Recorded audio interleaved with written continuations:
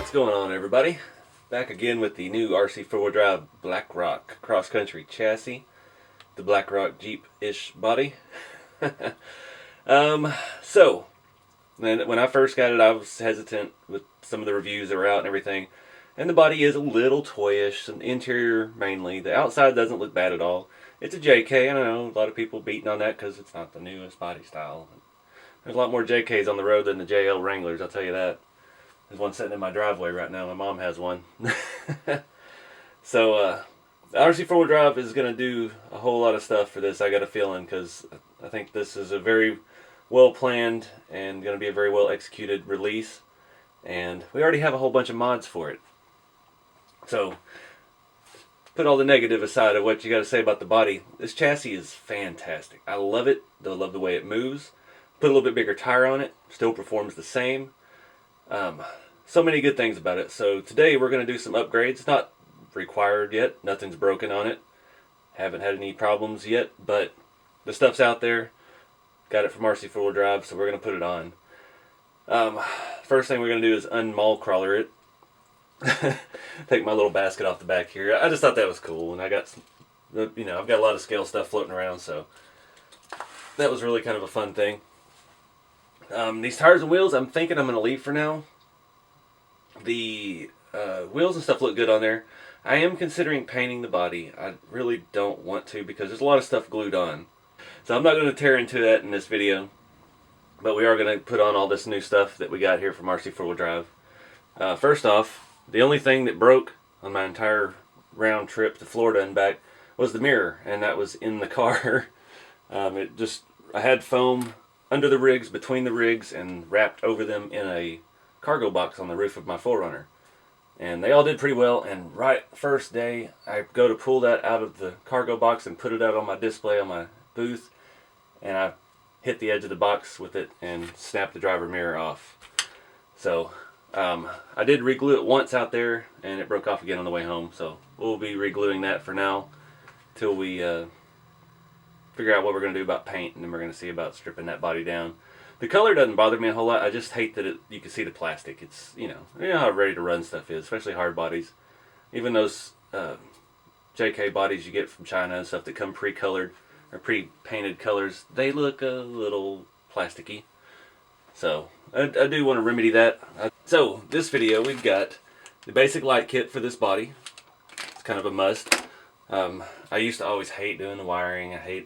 I'm not good at soldering, so I never like to do that.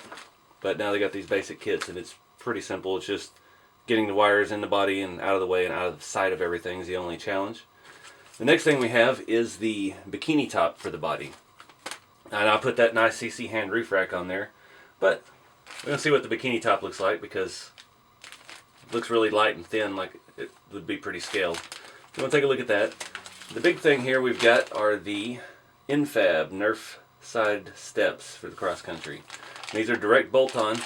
I don't like that they have the step hanging down so far, but I think the way they mount on this body, it's not going to stick down any further than what's already there. I just worry about it catching on stuff, so we'll put those on and give it a test, see how it performs with them. Another thing, these are heavy. Let me hang them on the table. Those are pretty solid. So more weight down low, always a good thing. Then the fun stuff. We have, these are the front shock hoops, aluminum. These front ones on here are plastic. They don't have much flex in them, but we've got aluminum. We're going to swap it out. These are nice, feel like very solid pieces. Next thing we have are the rear axle link mounts. These go on the axle. Just another aluminum upgrade for what's already there. And in bag number 13, we have upper link mounts for the cross-country chassis. I believe these are for the rear. Yeah, these are plastic here. I don't know that would ever really break. That is some stout plastic. But, again, while we're here, we might as well get a better look at this thing, tear into it a little bit. These look like the link mounts front axle. Okay, those are the front axle. And that has the little spot, it looks like, where your coil spring mounts to. And the last little piece we've got here, it's very little, it's a panhard mount. for the cross-country chassis. So, not even sure exactly where that is on here. Panhard is, it's not the axle end, we have the axle end already. It's up on the chassis. So that one might be a definitely good upgrade because it's right behind the shock here. And it is a very small, thin piece. So going to aluminum with that, definitely a good idea eventually. I mean, like I said, I haven't got to drive it a whole lot. We've wheeled it around the yard. I haven't got it up to the land yet, so I haven't really got the beat on it. So, I don't know. Everybody likes to bag on plastic stuff. The rails are aluminum. You know how RC4 drive stuff is. It's mostly aluminum. So, we're just going to swap out this stuff and beef it up a little bit. I'm really excited to see the steps and the bikini top on this thing, so let's get started. One thing real quick, guys. I had somebody ask me before if we were going to do away with the springs inside of the shocks. There are no springs inside of these shocks. They are greased, and they actually do have some dampening. So it does rely solely on the captive coil. So that's kind of cool. But I'm going to get back to work here. I got the front components to swap out first.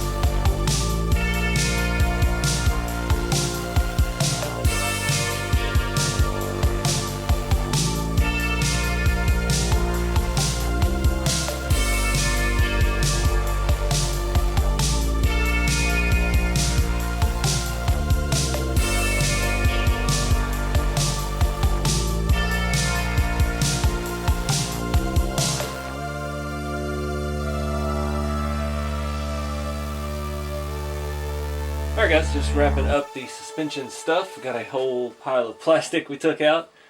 Some of the stuff I really didn't see the need to replace, but I did it anyway because we got the parts.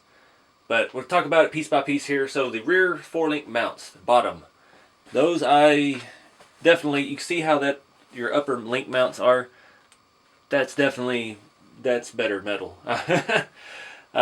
It's all one piece with the coil retainer, and it bolts here with your lower 4-link mount, and then has that arm that just sticks up all by itself, and that's your upper link mount.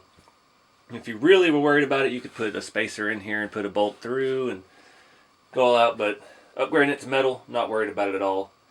I really wasn't worried about it that much to start with. This plastic stuff is super, super hard. I mean, I know I don't beat my rigs up like a lot of you guys really hardcore. You're driving it every chance you get, every weekend. You're comp and doing all kinds of stuff with them. So I take that into perception here into consideration when I'm doing stuff like this. So I can see that particular piece being a good upgrade point.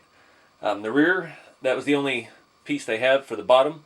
The top piece here is plastic, but it is a solid cross member. It's bolted to the battery tray, it's bolted to the shock mounts, it retains the springs, and it's bolted between the frame rails. Not really worried about that at all. It's pretty secure. Upper 4-link mounts are one I probably wouldn't have bothered with. It is a pain in the beer. Can't even talk.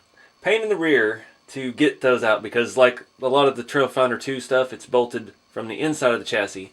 And I'm not going to disassemble this brand new chassis completely to change out 2 little brackets that I didn't even really think needed it. The plastic pieces are solid. And again, that's very solid plastic. Sets over the rail, but we had them, so I did it. You can see I cheated a little bit. I put a regular drill bit extension on my nice Bauhaus RC tool. And that was one good thing. That little tool has saved me a ton, because you can't get straight at those bolts. And these tips on this Bauhaus tool, they don't strip. And I didn't strip a bolt out on this. I came close. Don't get me wrong. It was sketchy doing it the way I did it. And it is not the way that you should probably do it. But I didn't strip any screws out, and I reused all the screws that came out of it. So that's a big plus with that tool. I like it. But again, these mounts are pretty solid. They're mounted in a good spot. I wouldn't have probably done that, but again, we had the part. So our front shock hoops, again, these weren't really that bad.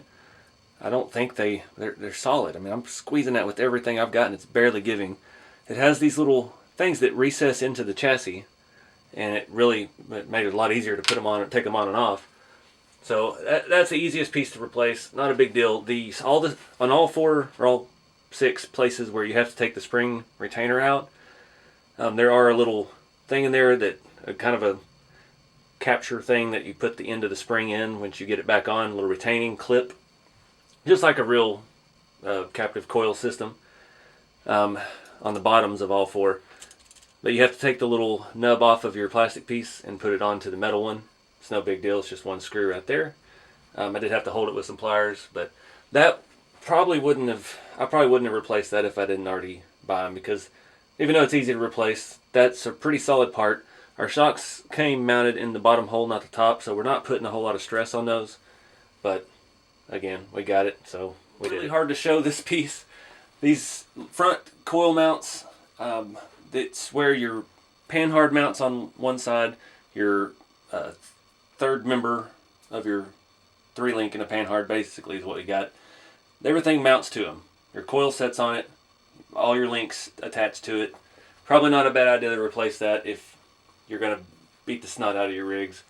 Again, I've had no problems with this stuff, but metal's always better than plastic. Which one was that? These things are pretty basic pieces. A lot of different angles on it, but again, that plastic is solid, but not a super huge deal to me. But that is a very high stress point, especially on the front, because you're dealing with the torque of the servo pushing the axle side to side, as well as your 3-link and a panhard. So it is what it is. Wasn't too bad to do. The one thing I would recommend that you get would be the upper panhard. So I had to flip the rig upside down. I didn't even realize when I replaced it, it's behind the shock mount, or the shock hoop mount thing. And luckily it just worked out. I put it back together in the right order. So that piece is pretty thin plastic to start with. We knocked everything over. And that is a high stress point in front. Again, you're getting the pull of the servo and the steering and everything. So that one seemed a little weak. So that definitely would be a priority as far as upgrades go. It did actually come with a screw to replace. It does have a self-tapping screw. Went through the frame and into the plastic, and the new piece comes with a fine thread screw and a lock nut, and you just put it on the back side. And yeah, our suspension has been upgraded. Yahtzee. So the only other real thing I can see that doing, I mean, aluminum's lightweight, but it's still heavier than that plastic. So we're adding a little bit more weight down low where it needs it. I've mentioned before in the other videos, this body is very, very well balanced. I love the weight distribution. I know some people commented concerned about the motor being up high. Your motor doesn't have to hang on the ground if the rest of the chassis is heavy. And this thing has some weight down low. The angled servo thing, a lot of people don't get it. It works. You're actually multiplying the pull of the servo, because it's not just moving side to side, it's moving up and to the side. So you get a lot more turn for less movement out of the servo. And it makes this twister servo seem like a more expensive servo. Getting a little bit more movement out of it, a little more angle out of our steering. Again, we got the Nice solid skid plate, metal chassis, feels good. Metal axles, metal links. Not much I would really change. So we're gonna move on to the cosmetic things. Got the bikini top and the sliders and the light kit, the basic lights. Not sure if I'm gonna have time to get to that tonight, but we'll see what we do.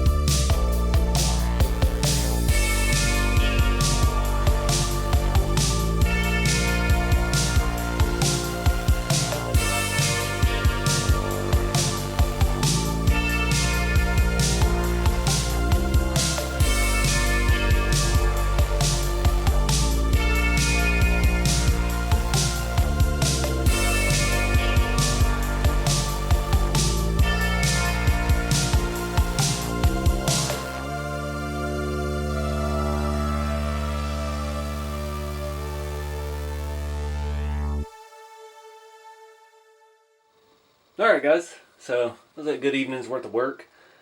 The steps actually look a lot better than I thought they would. I thought they would hang down pretty far, but the way they mount, they don't angle down as bad as it appeared. I thought I'd gotten the front bumper, but I guess I didn't. I really want the front bumper to go with it. I'm excited for that. But yeah, the steps look good. I'm happy with those. I'm still kind of digging the grill cover. And everybody wants to see the Jeep grill underneath, but I don't know. You know, at least it's not angry eyes. So the bikini top was actually a lot nicer than I thought it was. It actually has, if you saw how I put it on, it was kind of a pain. You got to take the top off, or the cage out. But with the right tools, I needed a longer thing, so I had one on my Bauhaus tool to reach the screws in the front. And it actually wraps around the tubes, so you actually get that factory looking tube or cage wrap that flattens out a little bit after some use. It's got a couple wrinkles in it, but it's a good look. The LEDs just basic headlights, taillights, no blinkers or markers or anything. No fancy functions, but taillights look pretty good. I put my cooler in there, got rid of the tire mounted or hitch mounted carrier because it really, you can't really crawl with that, but sure looks cool. I did glue my mirror back on again. I didn't realize the last time I glued it on. I did that while I was at USTE. It ran and I got glue down the side, so definitely gonna have to paint it. But like I said earlier, I'm gonna wait for some fenders to come out. Maybe they'll have some cool aftermarket flat fenders and some. I haven't seen any rear bumpers for it yet. It would be cool to do a chopped front and rear bumper, some flat fenders, and maybe a little bit bigger tire. But I'm still digging it. I like it. It's we got to get it to the land. That's the next step. We got to get it up there and see how it does on the trail. Or again, I was really digging this chassis. I love the weight of it. Love how it feels.